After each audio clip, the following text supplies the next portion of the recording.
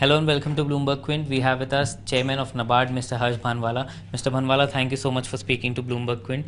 So, firstly, what's your view on several states announcing farm loan waivers? With the perspective of credit repayment, how do you see the overall situation of farm loan waivers? I will not go into the political aspects of the waiver. That's for politicians to handle. But I would say we have had since past, if there is non-repayment on account of reasons beyond the entrepreneur or the farmer, then there are support systems available within the banks, beginning with reschedulement, refacement, and ultimately to waiver also. So extreme cases, waivers have taken place in past also. Now in this case, I would use the word that in place of farmers, the governments are repaying. I am not calling it loan waivers. So I look at it a little differently because of certain inherent problems within the farming systems, as also somewhere some climate related events, but for the last year we have had bad years, drought years also in two or three. So there is some balance which has not been paid. That's one issue which has to be settled. But I am very conscious of the fact that a omnibus waiver can demotivate a regular repair also. So it has to be focused, pointed and specific so that the problem is dealt with. Second part I would say is to make agriculture viable is a bigger challenge. In fact, demand for loan waiver is an outcome. It's a symptom. Problem lies somewhere else. Small holding size makes the agriculture non-viable. Second is terms of trade in recent years are adverse for agriculture in the last 2-3 years. The prices of commodities have not risen, whereas their costs have not come down.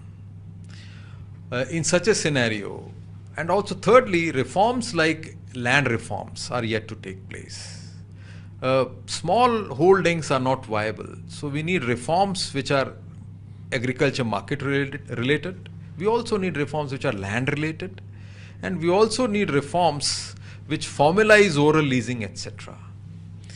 We look forward to some of these initiatives so that the loan waivers are no longer as frequent as they are today.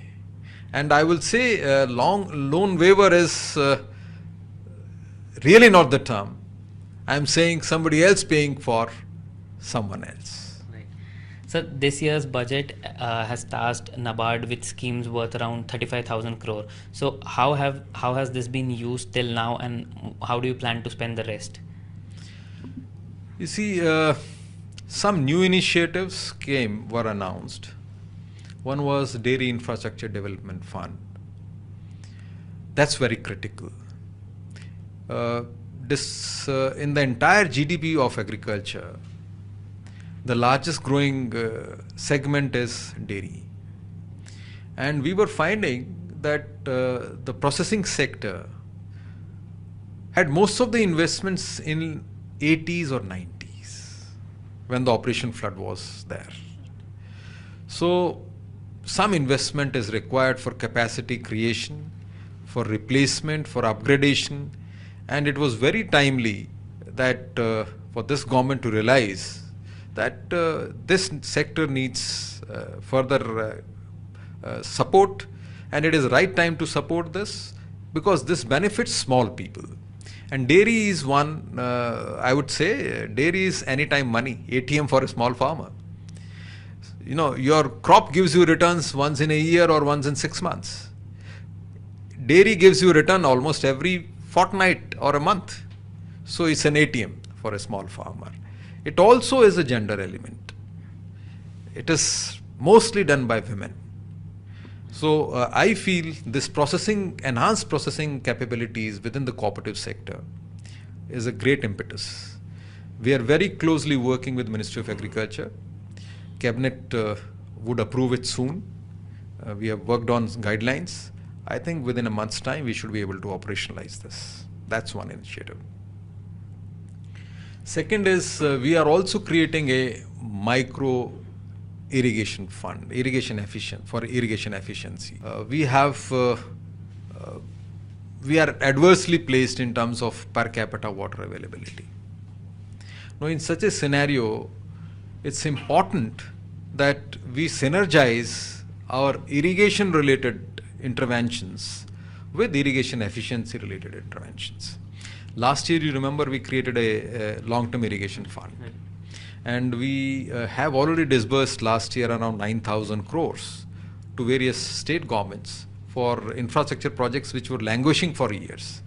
Now, what we are thinking now is, in the command area being developed there, should we not have micro irrigation so that उसी drop से ज़्यादा खेती की जा सके, more crop per drop.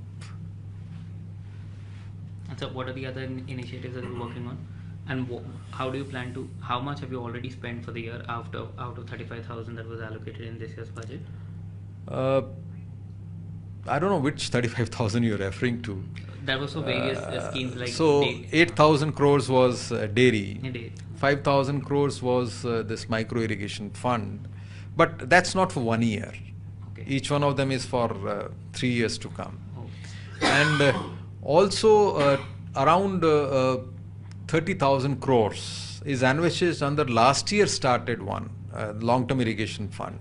So that will be made available during the current year. We will hit the market soon, raise the money for these projects, and probably in another month's time we will see some 5,000 crores being disbursed. Are you looking at issuing some more bonds going ahead? Certainly. Let me say, we are only raising 15-year bonds. We are deepening the bond market of the country. And we had nearly a share of 30% last year of these 15-year term bonds in the entire country. So we are making great efforts towards that, and if the results are good, we are able to regularly raise such loans, 15-year offerings from the market, then probably we will go for a higher tenor also. You see, mostly the bond market today in India is 3 years, 5 years. So 10-year itself is very few. It is challenging. Somebody thought that why 15 years? I said, when the economic life of the project is, we should be able to make a market. So it's a market making initiative also to that extent. And sir, you had also announced a financial assistance of 12,000 crore for the state of Haryana. Are you also looking to announce such more assistance to other states as well? You see, we have a mechanism of going to each state and discussing on issues therein. And we also commit some funds based on our kitty and their requirements, and also their past performance. So we find this 12,000 crores is a combination of my refinance to the local banks there. It is also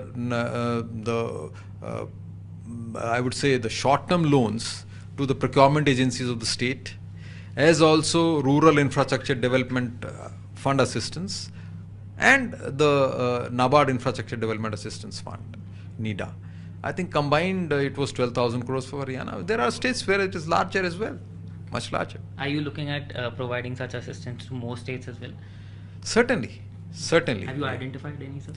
We have something for each state. Okay. We have something for each state. There is no state which we are not covering. Okay. And there are some states where it is around 15 to 20,000 crores, okay.